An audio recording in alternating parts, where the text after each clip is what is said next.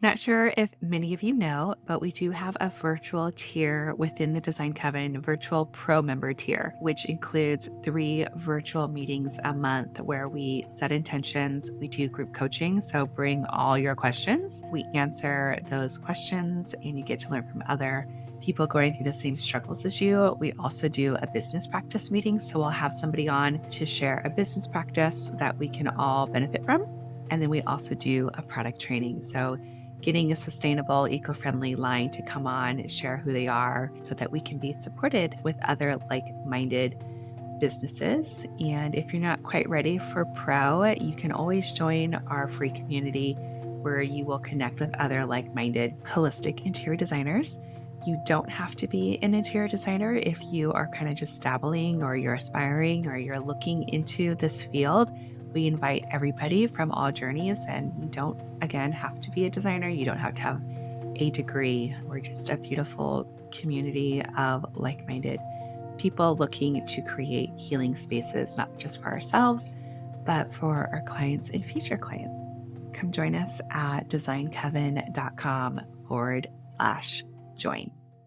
You're listening to the Holistic Interior Design Business Podcast. This is a podcast that guides you as a new or inspiring independent interior designer navigating your entrepreneurial path. Here, with my over 20 years experience, I will share my holistic approach to design with intention and ancient practices, including feng shui, all incorporating mind, body, and spirit into my design projects. You will also learn from seasoned interior designers as they give strategies and insight of how they built their businesses and continue to work in the field.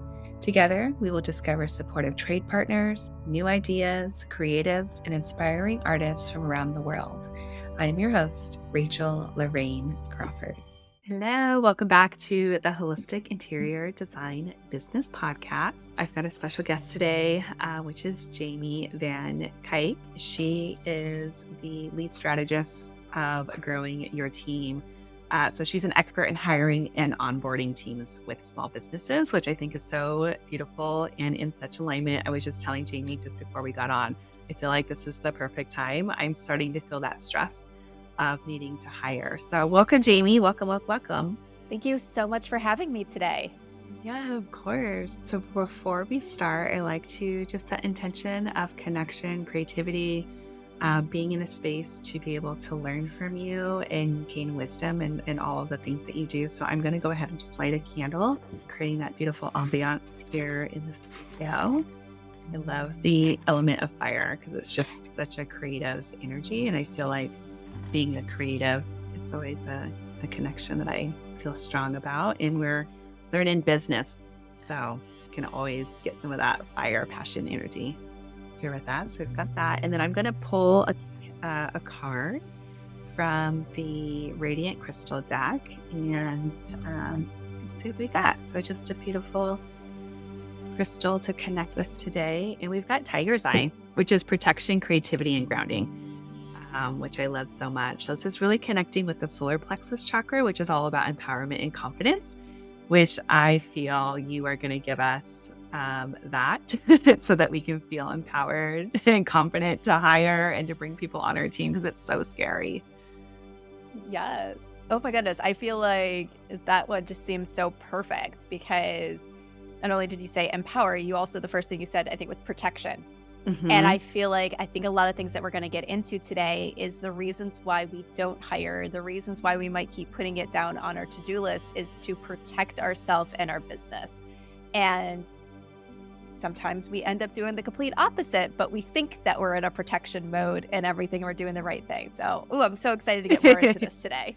Yay. Yeah, that sounds fantastic. And I think you're right. And I can't wait for all of it. The first question I always ask is, what's home for you at the moment?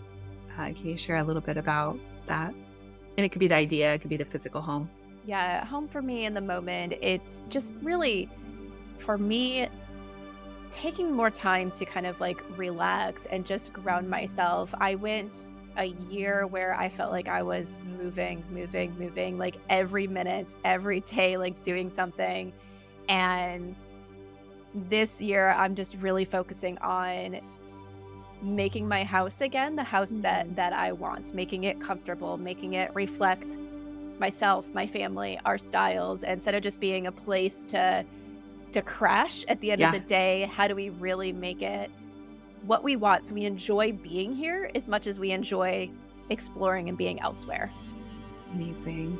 Thank you. And I would love to know, like, what was your journey? What's your origin story getting into the space that you're currently a leader in? Yes. Oh, so I love sharing this journey. So I actually came from my corporate background where everyone's surprised that even though I help people with hiring now, that I did not come from the HR space. I was in operations leadership, loved my job, loved the company I worked for, loved the team I was leading, but I knew I always wanted to be a business owner. I wanted to run my own company. It was just a matter of what. Finally, one day I said, this is it. I'm going out and doing this. It was right after my second daughter was born, or a few months later. I think she was 8 months old when I finally left my corporate job and started a business with my daughter at home with me, which was not the business that I have now. It was a software development business. And I realized 6 months into it, I hated it. I hated the world of software development. I hated being on that side of things. My husband, he was the computer programmer, and I thought it was this business that we were going to do together. And I was just like, nope, I need to get out of this. And I did say, I'm not ready to go back to corporate yet. It might take me a while to figure out what I want to do, but I want to at least try one more thing before I give up and go back to corporate. Because I knew if I went back to corporate, chances of me leaving again were very slim. So I'm like, let me figure this out. I spent a lot of time talking to business owners and really understanding the needs they had in their business. I did some side consulting with the company that I had left, realized that I loved consulting and everything to really help me focus on what my passions were. And it was when I was working with a business coach that I realized that my passion was the people part of business. The internal people, not necessarily the customers per se, but the internal people inside an organization was really where my passions lie. I connected this with hearing business owners saying that they were struggling with hiring. I heard from so many people, I never hired before doing it within my own business, or now that I have to hire in my own, I realized how much support I had from HR teams, senior leadership, business owners, and everybody that I'd worked with before. So I was like, people need help with this people portion of their business. I have the skills and knowledge to do it from projects that I worked on in corporate. Let's do it. And now here we are 5 years later. Amazing. Thank you so much. Yeah, exactly. I love your journey and just trying things out and being okay with pivoting and shifting as you go. And then also honing in on what parts you actually love and enjoy. And I think with our designers, that's the same sort of thing. It's like really trying to get them to connect with their niche and what part of the design business that they are truly in love with and leading in that space. When we talk about hiring, I myself, and I can also tell from other designers that are here in our group, that it kind of gives us, we kind of freak out a little bit. How do I even do that? I can't really even handle like taking care of myself and getting myself organized. But I think that's why we need the help, right? So what are those mind shifts that we can shift into in order to be more open into this hiring space? Yeah. So the first one is we need to get over that asking for help is a bad thing. Especially if you're a woman, this is something that's ingrained in us of like, we can do it all.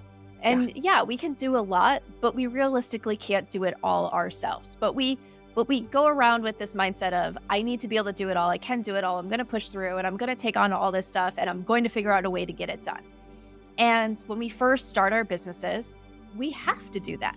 We have to take on everything ourselves because we probably don't have it. Well, we almost definitely don't have money coming in at first. And then at first it's like every cent that's coming in is going right back out to something else. And we barely have enough money to pay ourselves. So we do have to continue doing it all. But as our business grows, we get used to doing it all. And maybe that client work that took us 5 hours a week on average with our very first clients is now that's times 5 clients. And you're still doing all the admin and you're still doing everything in your business. And there comes a point where, yeah, it might be the same category of tasks that you're doing, but they've grown significantly. And we need to shift from this mindset of I am failing because I can't do it all, to this celebrating that you can't do it all because it means you've grown your business to the point where you literally can't do it all yourself anymore, that you need to bring in this help. So that's the first thing we really need to focus on, is this shift of hiring help does not mean you're failing. It means that you're succeeding. Oh my God. I love that shift. I'm like, yes, okay, I can totally get on board with that. It's like, yes, you're right. I'm slowly graduating. We're growing into a space where it's like, now is the time that we definitely need help. So that is a beautiful way of looking at that. And you're so right. I know that for me personally, asking for help has always been such a hard thing for me, because I've always been one that's like, I can take it on, I can do it, and I'm going a million miles a minute. And then my partner is just like, what are you doing? He can see like that I'm just going crazy. Right. So it's like, and I feel like this past year, even with this podcast and with the membership group, that's really when things started shifting, when it was like, I don't have to learn how to edit. I don't have to learn how to put the podcast up. It's like, I can actually hire somebody to help me do that. And that for me was the first sort of gateway into like, oh my God, if I can do that, I could ask other people to help me with this and that and that and that. So now I'm kind of like a machine in that aspect right now at this moment. I would love to know what are types of roles that might be a good place to start. And I know you mentioned outsourcing. So maybe even talking a bit about like outsourcing versus employees. But first, what roles should we really be looking at? Yeah. So I kind of look at it at the very basic level. There's 3 types of roles that you can bring into your organization. And those ones are, first off, kind of like the admin, the back-end person. The persons that besides maybe jumping on an email thread to help schedule a meeting, they have no interaction with your clients. They might be helping with some client things, like some minor things on the back end, but it's really all that admin level stuff. This is also your bookkeepers and things like that. So there's those people that are just behind the scenes helping you move things along. There's then what we call the client-facing roles. So a lot of times, especially interior design, think of it as like you're hiring a second you. Someone that you're going to work on one subset of clients and they're going to work on another subset of clients. So it really is, they're going to do everything that you're doing for the client. They're not going to do the business back-end stuff. They might do the client work back-end stuff, but not the business back-end stuff. But they're a second of you when it comes to client work. And then we have the roles where we call them the combo roles. These are the roles that maybe have a little bit of that admin and a little bit of that client work. You can think of it more maybe as like a junior designer, someone that's really helping with certain aspects of that process, but not really helping with the full thing. So at least at this point, you're not bringing them on to work with clients independently. You're bringing them on to support your client journey and the work you're doing with your clients. So the client has both of you as contacts on the same project. So once you really know what type of support that you're looking for, you can then start developing roles within that. Do you want someone just helping you with the admin because you're going to do the client work all on your own? Are you at the point where so many projects are coming in that you could really deal with a high-skilled designer that's going to take projects that then you don't have to worry about those at all? Or is it going to be I need some help with the client work, but I'm not ready to trust someone to run a project all on their own. So let me hire a junior person that I can train up to being 100% independent on client projects. Yeah, absolutely. And for me personally, like I have hired help for, what you were talking about, the admin, procurement, placing orders, checking in on those invoices, the purchase orders, doing all that stuff and making sure that all the orders and everything is getting squared away, so that you can design, so you can focus on design finishes and picking and selecting. And I also love that you mentioned the bookkeeper, because that was probably the first person that I got on board, because it's like it's just so much, right? Especially when we are not only billing for our time, but we're also billing for products. And so getting all of that squared away, making sure the accounts are being reconciled between our invoicing program and our bank accounts, which is huge. And then the other thing is getting people to do drafting and 3D rendering, because I feel like for me personally, that's been a time suck, or that's the place that I find myself procrastinating. It's like I just don't have the time to sit and to do a drawing. And so by having someone come in to kind of take that off my plate has also been huge. Yes. Jamie, can you share a little bit about the difference between having a subcontractor and maybe hiring an employee? Because I feel like there's more freedom in subcontractors versus, taking on an employee and having all those responsibilities that I feel a lot of designers get freaked out about. Yeah. So the one thing to look at is when you take on subcontractors, there is a little bit more freedom, and we'll talk about that, but you also lose control in a lot of things. So it's one of those things you have to figure out for your business what matters the most so you get the right support that you need. And one of the things that I just want to kind of get out of the way to talk about is people say, well, I don't need someone full time, so therefore it should be a contractor. No, there's a plenty of highly skilled people out there that are looking for part-time work, that a role doesn't need to be full-time in order for it to be an employee role. So keep that in mind as we're going through this. So first off, the very basic difference between an employee and a contractor is think of it as an employee works for your business. You're in control of that relationship. They work for your business. A contractor is another business that you are hiring to help with a portion of your business. So they are their own separate entity that is providing support for your business. It's very easy to look at it and be like, okay, well, I have a plumber come in to help fix the sink in my office bathroom. And we see that as, okay, that's a separate business that we come in. But sometimes when they're mixed in with that client work, it's harder for us to see that separation of, no, this isn't an employee of yours. They are a separate business, even if they're a business of one that's doing work for your business. And so there is a little bit more flexibility in there. Contractors typically don't require or don't expect consistent work from you. It could be as you have a project, you bring them on. If you don't have a project, okay, no big deal. They're working with other people at the same time. But you do lose a little bit of that control over the relationship. A contractor, you tell them what you need, and they will help achieve that goal and make those deliverables.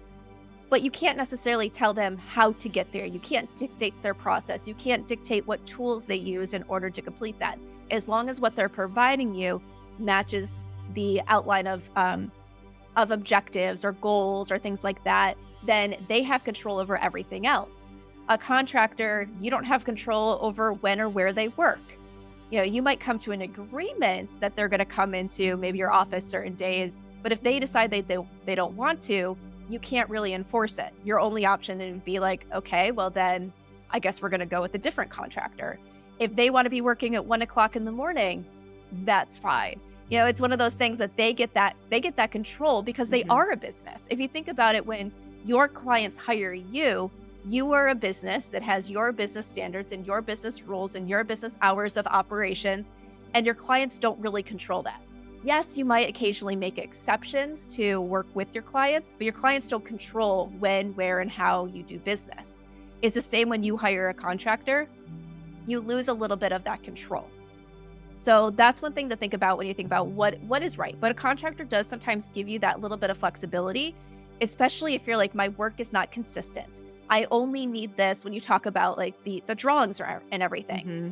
You only need that sometimes at a certain point of your projects. And there's a lot of other work that goes on that you don't need someone actively in there and in those systems all the time, updating things on the project, because then you're executing on that project. Yeah. So if you think about it that way, having someone that can come in and just do that work when that work is needed and then not do anything else for you until that next project comes in, sometimes that is the benefit of having that contractor. But it's just figuring out what is right for your business.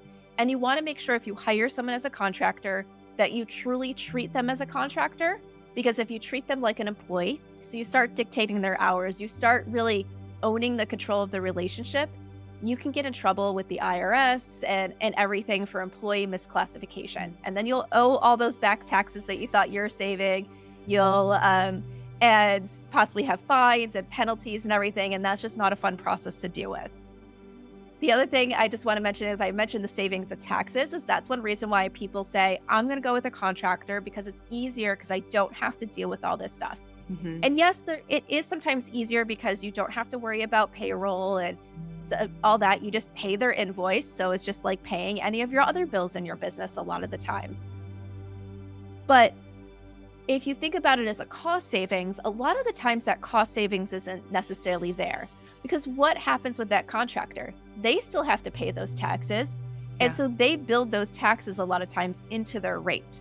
So a lot of times hiring a contractor is the same, if not more expensive than hiring an employee because of those rates. The way where it works out, where sometimes it's cheaper, is because once again, you're only paying them when there really is that work that's there. Where an employee, typically they're working, let's say, even if it's 10 hours a week, they're working 10 hours every week and things like that. So it comes to where there's those downtimes where you're not paying a contractor versus an employee. But when you really break down to that hourly rate, typically contractors are as expensive, or if not more expensive, than employees.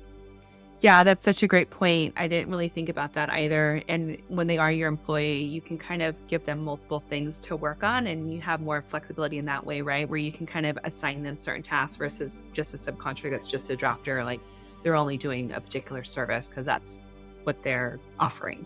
Correct. That's huge. And then I also wanted to tap into like, what are the signs? Like, how do we know that it's time to hire somebody? Like, how can we be aware of that? Great question. Yeah. So as we talked about, as a business owner, sometimes you just get used to doing, and you're going through things. So if it's time for you to hire, one of these signs is going to be there in your business. However, if you're always in that habit of doing, you're probably going to miss them. So I encourage you to get out a pen and paper, write down these signs, and at least once a quarter, if not more frequently, review to see if these signs are going on in your business. Otherwise, sometimes we miss what's right in front of us. So the first sign that it's time to hire is you're saying no to your idea clients. Okay. So these are projects that you want to take on, but you can't take them on. It could also mean that you have a wait list. There are people that use wait lists for their benefit. It's part of their marketing. It's like, oh, we're so sold out, we're so popular that you have to wait 2 months to work with us, 6 months to work with us. And some businesses, that works really well, and they charge prices where that wait list works for them. It's part of their whole thing about working with them. But then if you're sitting there and saying, oh my gosh, I need to grow and scale my business and I can't, but I have this wait list, but I can't take business off that wait list because I can't handle it, that wait list is actually a disservice to you. You don't know if that person's actually going to be waiting by the time you get through your wait list, because maybe you haven't built up that credibility yet where people are willing to wait 6 months or a year to work with you. So if your wait list isn't working for you, it's actually a problem and a sign that you need to hire. So then sign number 2 is that your customer service is lacking.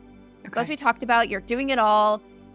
At first, you have more time because each task is taking you less time because your business is smaller. So you're able to respond really quickly to clients. You're able to respond to inquiries right away or get those initial consultations on the books right away. But as your business grows and your time starts to shrink, you might be delayed in getting back to a client. You tell someone, oh, I'll get back to you on Tuesday, and you don't get that draft to them till Wednesday. They reach out with a question and you can't respond. And then your clients are starting to feel like you don't value them. You're busy on other projects. There's all these things going on where they're like, do they even care that I'm a client of theirs? So what happens? If there's an opportunity for them to end their contract, they might take it up on that opportunity and go somewhere else where they feel like they're going to be valued. They're possibly not going to refer you to their friends and things like that. So you're not going to get that repeat business either from them or from the referral network. And this also works against you when it comes to getting new clients, because if you can't schedule those consultations right away, if you can't reach out to inquiries right away, people then end up working with other designers until you're at that point where they're like, no, I want to work with you. And you know, the people that are coming to you, they're coming to you specifically because of you. They could be in a spot where I'm reaching out to you, I'm reaching out to this other designer, I'm reaching out to this other company because I want to get ideas and I want to talk to you and I want to see what your business is like and what are my options when I'm working with you.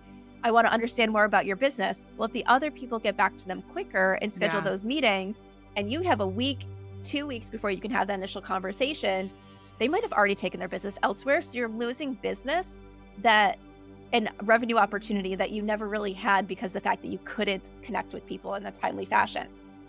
Sign number 3 is you want to do something new in your business, but you can't because you can't pull yourself away from what's currently going on. So it very well could be, we're on a podcast today, that you want to start a podcast, but you literally can't start a podcast because you don't have time to do interviews, figuring out the editing, figuring out hosting, all those things. where it's just like, oh my gosh, this is so overwhelming. I can't do it, but I understand the benefits for my business to do it. Yeah. So there's something that benefit your business, but you just don't have time to do it because you can't take your time away from your current offerings. And then finally, the fourth sign is that you lack skill or knowledge that's needed for your business. There comes a point where it's no longer worth your time to do something because it would cost you less to hire an expert to do it for you. It's once again getting out of that mindset of I need to do everything. I need to learn everything, and saying that I don't need to spend my time there. I need to get the help and support and things there. Yes, early on in our business, we have to learn everything. There's so much stuff that you probably know now that you didn't know that you would need to know when you started. Yeah. But there does comes a point where it's like you don't need to do it anymore. If you are horrible at your website stuff, stop learning how to do your website yourself and start hiring someone to do it. Absolutely. If you're horrible at sticking up with your social media, stop wasting the time to do it yourself and hire someone to do it. You know, if you're horrible at doing your taxes and getting through your bookkeeping, hire the expert to help you there so that way it's done right and you're not struggling through it, because it will probably maybe take you 2 hours to do something that would take an expert an hour. And what can you be doing in that 2 hours that you save? Possibly doing more stuff to get new clients or properly serve your current clients so that way they're happy and your business continues to thrive. Absolutely. I mean, everything that you just mentioned is, I'm just like in my mind, I'm like checklist, check, all the things. And I think you're so right. And also like with new designers, a lot of them get stuck on needing to learn AutoCAD or renderings and that kind of thing. And they've already got clients that want to work with them. So that's definitely one of those places that I would start, is get a draftsperson to come on board to help you, because just think of all those months that you're going to have to spend learning how to draw. And if you already don't have that time because you've got clients, perfect opportunity to bring someone on board. Yeah. And yeah, there's an expense to it, but that expense is worth it if it's going to help your clients be happy, if you can focus on other things. It's an expense that you build into your overall packages. So Right. Yes, it's not coming to you, but it's one of those things in business. If we go back to some of the mindset stuff, is a lot of times we're okay paying money for platforms and services and things like that. But all of a sudden it comes to paying money for people and we're like, oh my goodness, how do I give a person money? And it's like, well, we give systems and platforms money all the time. Think about, even if it's $15 here, $15 there, it's still money that adds up, and we're giving away this money all the time. But we clutch the purse string so tight when it comes to paying people, but people is really what's going to make that huge difference in your business.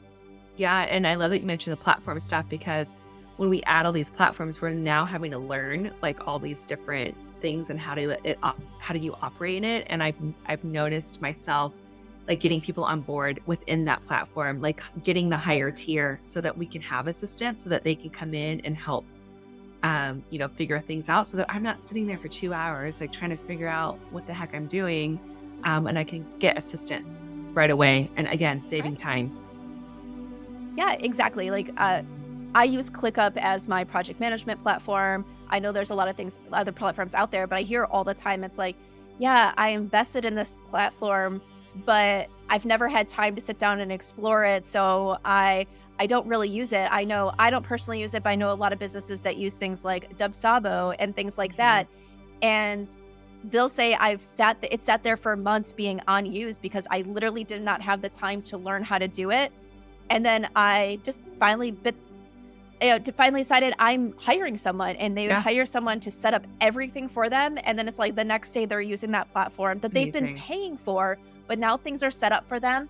And they didn't have to worry about going watching tutorials and learning things. It was just telling someone, this is what I need. Yeah. Can you do this in the system? Can you set it up so these things are automated and systematized, and this platform that I'm paying for works for me, instead of just being there that I'm just like maybe just scraping the surface of how it's going to benefit me.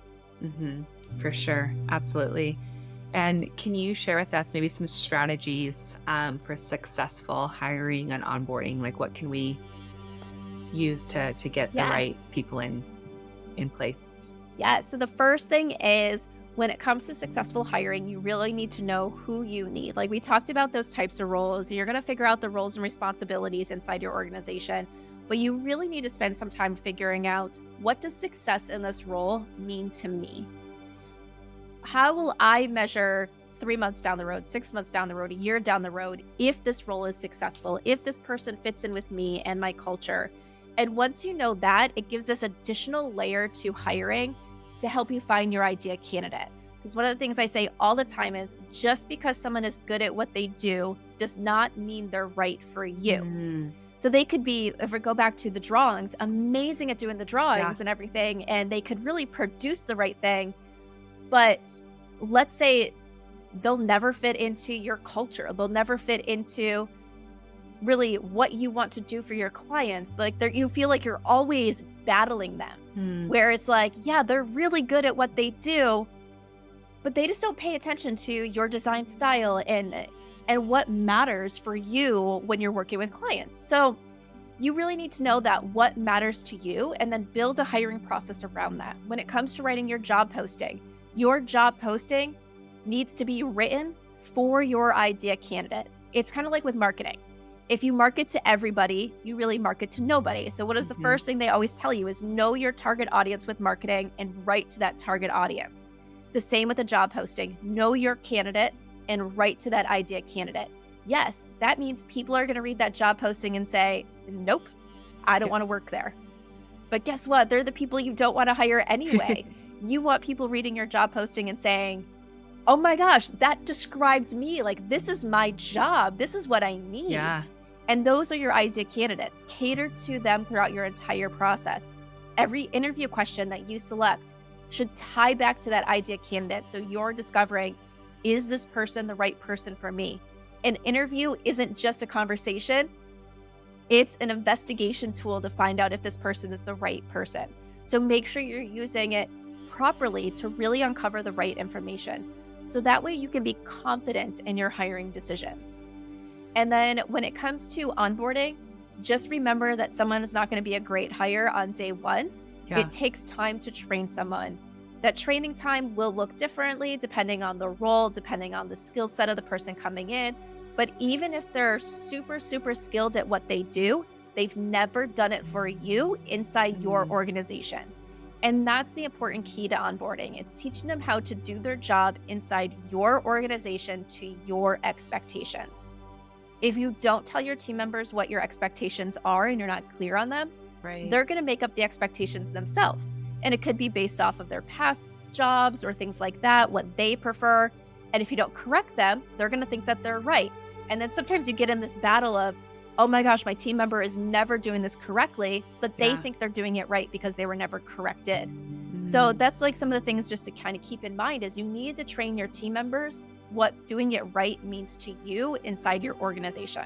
Yeah, I mean, that's huge. I think we kind of have this idea that they're just going to come in and know what they're doing, but it's really up to us to take the responsibility to share with them what is expected and how you like things. And it's a growing thing, right? It's like an evolution of teaching and them coming back to you. And they might have some really great ideas. And then that also for me, I've noticed where like, as long as I'm open, a lot of times they'll come to me with some great ideas. And I'm like, yeah, that's like even better than like what I thought it would be. So I think part of it too is just being really open to other ways of doing things. So yeah, and then you're right, like just coaching them as they go so that we know what is appropriate. Yeah. It's one of those things where I always say when it comes to doing things right, you have to decide, what does it mean to do it right? And why is that the right way? And because I said so is not an answer. So you're going to think about things like, okay, it needs to be done this way because this is what our clients expect. This is why they hire us. This is safety reasons. This is, whatever this is. Oh, we got to invoice this way because it's going to be better for our bookkeeper. Like there's things like that where there's a reason. And if all you can think of is because I want it that way, then it's when you really need to do that work to say, my way might not be the best way. Yeah. So let me be open to ideas, because just because I've been doing it this way doesn't mean that it's the only way to do it.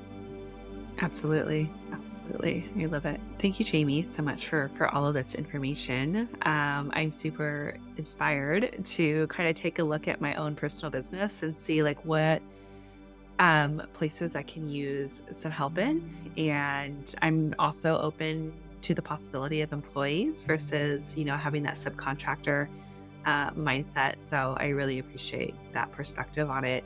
I would love for you to kind of share with all of us, how can we connect with you? What services do you have to offer? How do we get you on board with our team and lead in this space? Yeah, so at Growing Your Team, we're all about teaching you to master the art of hiring. We do a lot of education and guidance in a lot of our services because we understand that as most business owners, you haven't done it a lot before. Hmm. And we're here to guide you so you can make confident decisions and teaching you what you need to do, make those confident decisions. So you can get in touch with us by going to growingyourteam.com. And there you can learn a lot more about our services. But just as a quick overview, we provide services where we'll write job postings and interview guides all around your ideal candidate. Okay. We then offer full service recruiting, where my team takes over part of the process. So you can focus on your business and your clients while we're posting your job, reviewing candidates, and completing first round interviews. We do consulting, which is one of our favorite places to work with clients, where we help create everything that you need for the hiring process. You execute it, but we're there every step of the way, teaching you how to be a successful hire. Because even when you work with a recruiter, you still need to know how to communicate your needs, your wants, how to evaluate candidates. So we really focusing on teaching you how to be a great hiring manager, so that way you get the right people on your team. And then we also offer services where if you're at that stage where you're just like, I've been doing this all myself and I don't really know what help I need. I know I just need help. We also offer services where we'll come in and help look at your processes, identify where it is that you could really need help in your business. So that way when you make a hiring decision and you make the decision to move forward with adding someone, you're adding the right person to your organization. Amazing. I love that you can help us every step of the way, from like the panic of like, I need help, but I don't know what to do, because I feel like so many are there. Yes. So good. And you also have a podcast, right? I do. I have the Growing Your Team podcast with Jamie Van Cuyk. It's available on all major podcasting platforms, or you can get to it by going to growingyourteam.com/podcast. On the podcast, we talk about everything when it comes to hiring and leading employees within small businesses. Amazing. So yeah, I encourage everyone to go check it out, check out the website, and connect with Jamie. Thank you so much. I really appreciate you coming on and sharing your wisdom. Yes, thank you so much for having me. You've been listening to the Holistic Interior Design Business Podcast. If it's one that you have been enjoying, please share with anyone else that you think can benefit from this knowledge, and leave us a 5-star review. That helps us get seen and found by other new and aspiring interior designers. And if you're looking for mentorship, I invite you to join our club here at the Design Coven. It's a bridge between school and real life interior design. We get in much deeper there. We have virtual and in-person events, so everyone is welcome. You don't need to have a design degree to be part of it, just an interest in holistic interior design. I also want to thank our editor, Marcy Ferry, Blake Ferris, for all of her special help with the podcast, our social media posts, newsletter, and lastly, Kinseth Thibodeau, who is our music composer. Until next time, be well, and we will see each other soon.